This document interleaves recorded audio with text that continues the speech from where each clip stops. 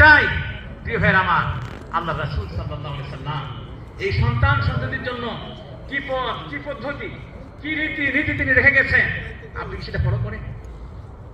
একটু ফলো করতে হবে প্রিয় ভাইয়েরা, একটু খেয়াল করতে হবে। জি আমার সম্মানিত ভাইয়েরা, আল্লাহ রাসূল সাল্লাল্লাহু আলাইহি সাল্লাম যেটা বলেছেন তার আগে একটু আমি আপনাদেরকে বলে যাই।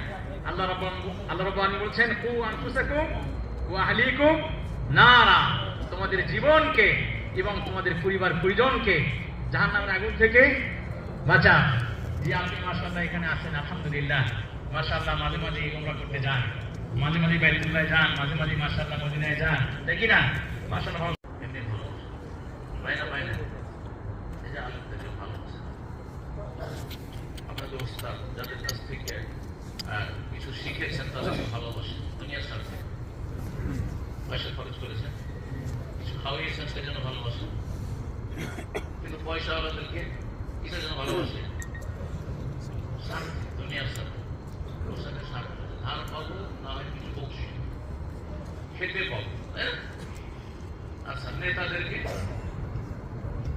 ওনাকে হাতে রাখলে কাজে আসে, হ্যাঁ বিপদ আপদে কাজে আসে, এই জন্য যখন এই স্বার্থ কেটে যায় তখন এই ভালোবাসা ওরা হবে। ক্ষমতা শেষ, ভালোবাসা শেষ, পয়সা শেষ, ভালোবাসা শেষ। আলেম দুনিয়া থেকে চলে যাওয়ার পর ভালোবাসেন না বাসেন? এখন কোন মুসলিম আছে? ইমাম আবু হানিফা, শাফি, মালিক, আহমদ, ইমাম বুখারী, মুসলিম, আবু দাউদ, নাসাঈ, তিরমিজি তাদেরকে ভালোবাসেন রাহিমাহুমুল্লাহ জামিয়া। চিন্তা করুন, অথচ কত বছর আগে তারা দুনিয়া থেকে চলে গেছে, দেখেছেন? বরং সাধারণ জনগণ তাদের এলেম থেকেও কিছু শিখতে পারে, আমরা শিখি, তারপর তাদেরকে ভালোবাসছে। এখানে একটি কথা বলি, বিদআতপন্থীরা আমাদের দেশের জনসাধারণকে মিসগাইড করে, বিভ্রান্ত করে আহলে হাদিস সম্পর্কে। বলে আহলে হাদিসরা নাকি ইমামদেরকে ভালোবাসে না, গাল দেয়,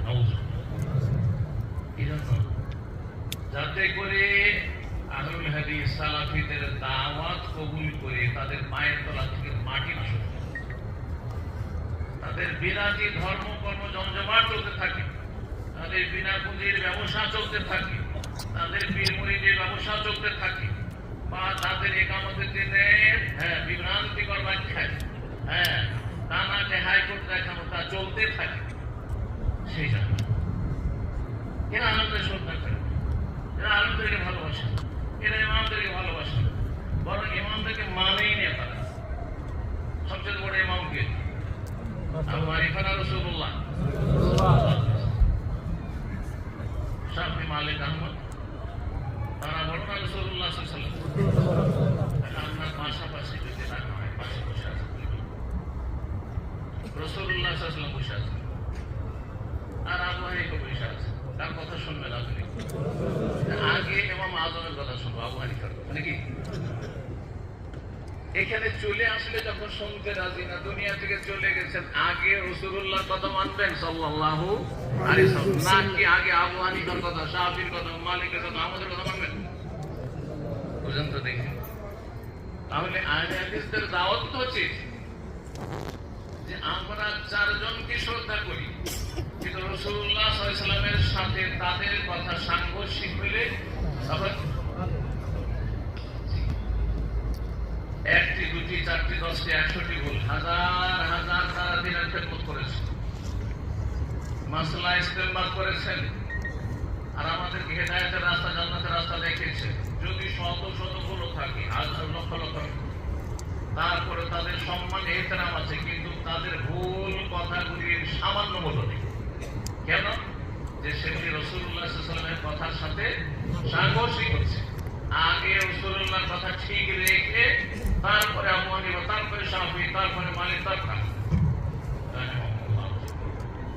সবাই ভাতৃমণ্ডলী নবী সাল্লাল্লাহু আলাইহি ওয়াসাল্লাম। তারপরের অংশে ইন্নাল্লাহা ইযা আবগাযা আবদান, আল্লাহ যখন কোন বান্দাকে ঘৃণা করেন, খারাপ বাসেন, ভালোবাসেন না, তখন দাজি জিবরাইল আলাইহিস সালামকে আল্লাহ ডেকে বলেন, ইন্নী উবগিযু ফুলান, আমি অমুককে ঘৃণা করি, খারাপ মনে করি, ভালোবাসি না। ফাআবগিদু, তাকে তুমি ঘৃণা করো। ফায়ুবগিযু জিবরিল।